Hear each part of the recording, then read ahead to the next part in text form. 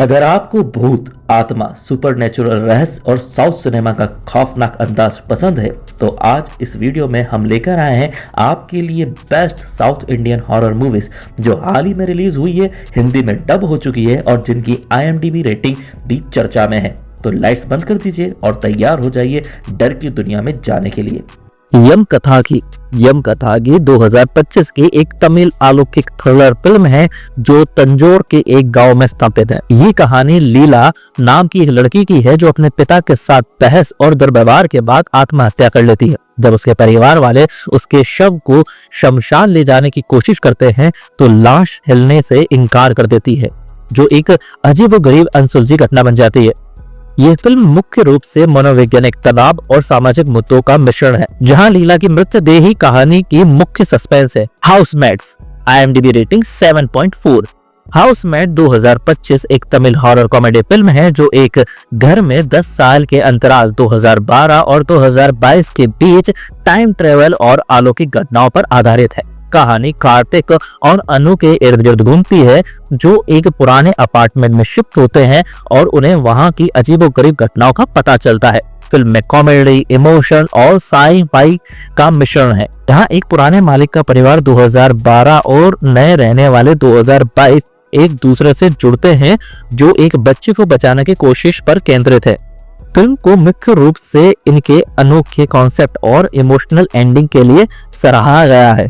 The राजा साहब IMDb rating 4.2। The राजा साहब 2026 प्रभास अभिनीत एक हॉरर कॉमेडी फिल्म है जो एक लालची व्यक्ति की कहानी बताती है जो अपने दादा का पुश्तैनी घर बेचना चाहता है। इस हवेली सुपर नेचुरल रहस्य और डरावनी आकृतियां है।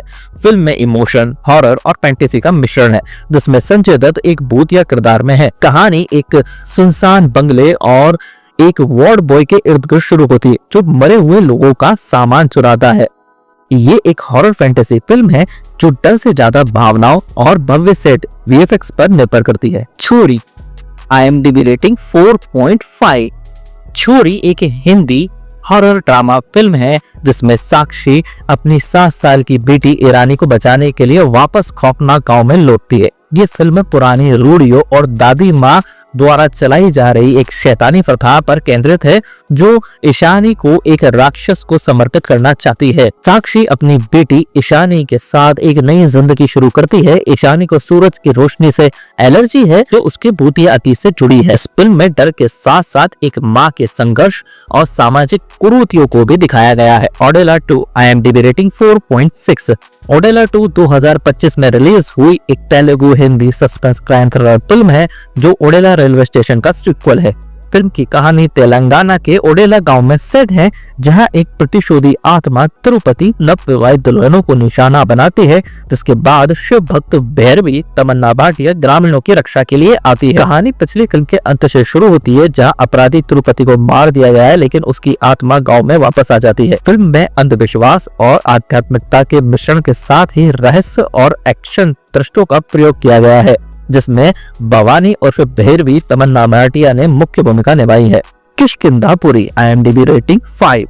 किष्किंधापुरी 2025 की एक हॉरर थ्रिलर फिल्म है जो भूतिया भ्रमण गोस्ट वॉकिंग करने वाले एक जोड़ी की कहानी बताती है। ये फिल्म 1980 के दशक में एक रेडियो स्टेशन के रहस्य और एक मनोरोगी के इर्द गिर्द घूमती है जो अपनी माँ की तर्पण मिरर के टूटने के बाद बदला लेने के लिए उन्हें डराता है। राघव और मैथिली एक कपल है जो लोगों को डरावनी जगह पर ले जाकर भूतिया अनुभव का नाटक करते हैं और पैसा कमाते हैं। फिल्म में हॉरर और सस्पेंस का मिश्रण है और ये अपनी अनोखी कहानी के लिए जानी जाती है, जिसमें राघव अपने डर से लड़कर स्थिति को संभालता है।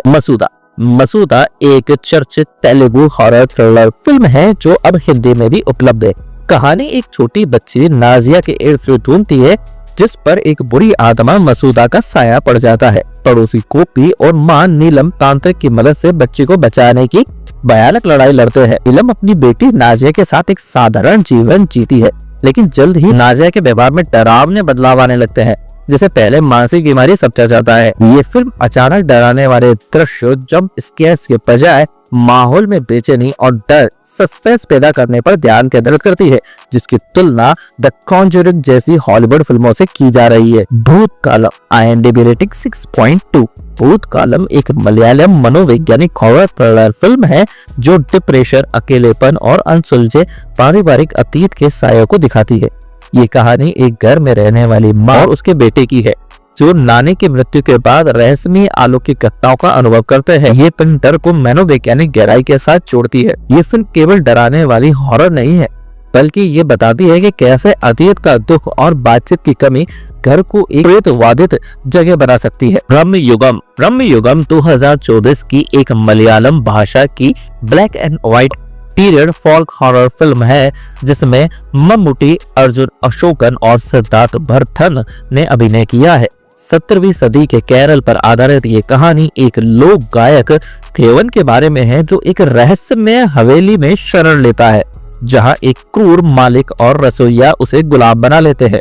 ये फिल्म सत्ता के दुष्परिणामों और जादू टोने की खौफनाक दुनिया को दिखाती है। ये तुम्बाड़ जैसी लोक कथा पर आधारित हॉरर फिल्म है। ये फिल्म दर्शकों को डराने के साथ साथ एक अनूठा सिनेमाई अनुभव प्रदान करती है। पिसासु 2014 की एक तमिल सुपरनैचुरल हॉरर फिल्म है, जो सिद्धार्थ नामक एक वायलिन वादक की कहानी बताती है। सिद्धार्थ एक दुर्घटना में घायल लड़की बवारी को बचाने की कोशिश करता है, लेकिन वो मर जाती है। जल्दी उसे अपने घर में अजीब अनुभव होते हैं, जहां उसे पता चलता है कि लड़की की आत्मा उसे नुकसान नहीं बल्कि मदद कर रही है। ये हॉरर से ज्यादा भावनात्मक फिल्म है, जो भूतिया फिल्मों के घिसे पिटे तत्वों से बचाती है। तो दोस्तों, ये थी 2025 और 26 की वो नई साउथ इंडियन हॉरर फिल्म है जिन्होंने दर्शकों को डराया भी और एंटरटेन भी किया। अब आप बताइए, इनमें से कौन सी फिल्म आप आज रात को देखने वाले और क्या आप में अकेले देखने की हिम्मत है? अगर आपको ऐसे ही नई हिंदी डब्ड हॉरर और थ्रिलर फिल्मों की लिस्ट चाहिए तो वीडियो को लाइक कीजिए, चैनल को सब्सक्राइब कीजिए और बेल आइकन को दबाना मत भूलिए। मैं फिर मिलूंगा एक नई डरावनी लिस्ट के साथ। तब तक दरवाजा बंद कर लीजिए, क्योंकि अगली आवाज शायद आपके पीछे से आए।